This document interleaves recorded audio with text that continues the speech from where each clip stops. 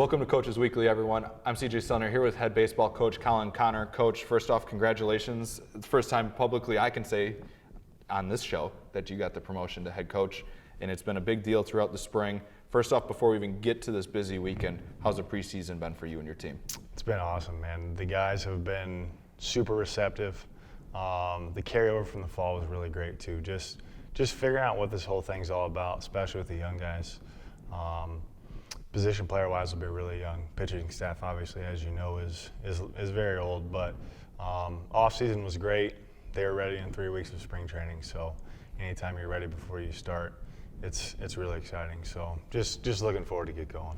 One person that will be a new face in the dugout is your assistant, DJ Eckert, alongside Kevin Garcia, who's not a new face, but new to this coaching staff. Just go over your coaching staff and how that transition's been. Yeah, so Coach Eckert, had a chance to coach him my first year coaching, was his freshman year of college. So we've had a connection. The St. Joe connection is one that runs pretty deep, as you know. So another St. Joe guy, he's very young.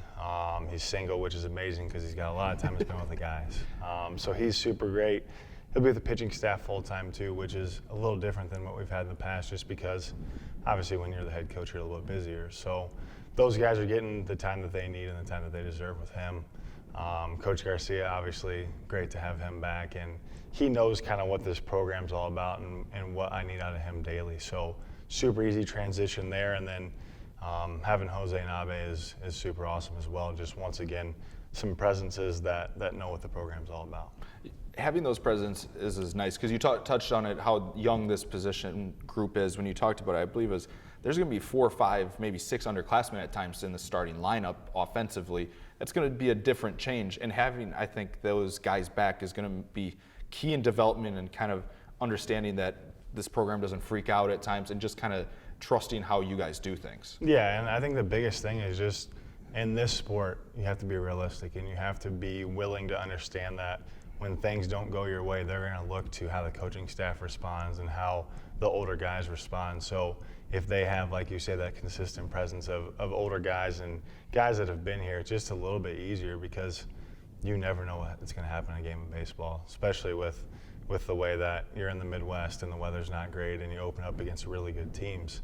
I've been telling the guys all year, it's going to be all about how we respond when things don't go our way, because it's really easy to be good when things are going good, but how are we going to be when maybe it doesn't go our way? But I got a ton of faith in all of our guys, and even the young guys have really stepped up and just kind of got in line in terms of following the older guys through this whole thing.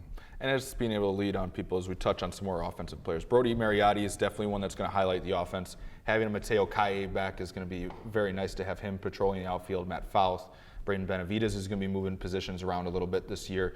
Who are some other guys besides some of the well-known names that we can expect to see highlighting this Cougar lineup? Yeah, so both the catchers that'll play for us will be sophomores, Mike Zavoli and Kevin Garcia. They had a little bit of some playing time last year, so easier transition for those guys. Gary Maynard will be at third as a freshman. Bryce Vincent will play short as a freshman. Matt Uba has earned the spot at second base. He picked it up and ran with it and just kind of hasn't looked back since then. In left field, it'll be a mixture of a few guys, but we'll start with Nathan Dewey. Once again, another guy who's a sophomore, and just we kind of told him, like, hey, man, this is where it's at, and he basically just picked it up and ran with it. So anytime you can see guys that are back from freshman to sophomore year make that jump, because truly the biggest growth you see in these guys is from freshman to sophomore year. So when they know what the program's about, they know what the day-to-day is like. They know when I yell at them that maybe it's just like, hey, we've been here, let's get through this and we'll figure out what's next. So have a few sophomore presence in there that'll help kind of fill some spots, and then the freshmen that are going to play are very, very talented as well. So just really excited to just kind of get out there and see somebody in a different uniform. Now you guys get the pitching staff 420 out of 440 innings back. Good luck finding somebody else that brings that back in this country, but you have the type of Cole Carmen, Alex Krinnigan, Adam Gregory's back, Kyle Strepik, Noah Dress. I mean, the list goes on and on, not even talk about your closer, Mike Tobin from last year. It's a very experienced group. How nice has that been, where they kind of been there, done that, kind of know what they're doing? It's really good. So last year, the funny thing is, last year we told the offense, like, hey, we're going to be a group that pitches more, and like we might score a few runs and figure out ways. The funny thing is we were very offensive last year with obviously really good pitching staff as well. I guess you could say this year with having those guys that are even a year older, you could say once again, hey, we're going to be more of a pitching team. Last time I said that we were really offensive, so I guess that's a good way to kind of go about it.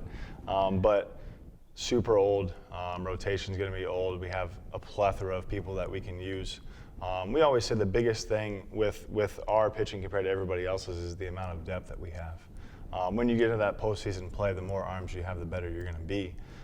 We've never really had a true number one, but we have a lot of number twos, and then the deeper we get into the format, the better it is for us, just because we can do some matchup stuff, and we have some guys that have been there and guys that just it's easier for them to fill a role because they haven't been overused throughout the year. We have enough where we can kind of do some matchup stuff, do some different base stuff, and then also have 3 talented freshman arms came in as well. So in a really good spot in terms of depth with pitching.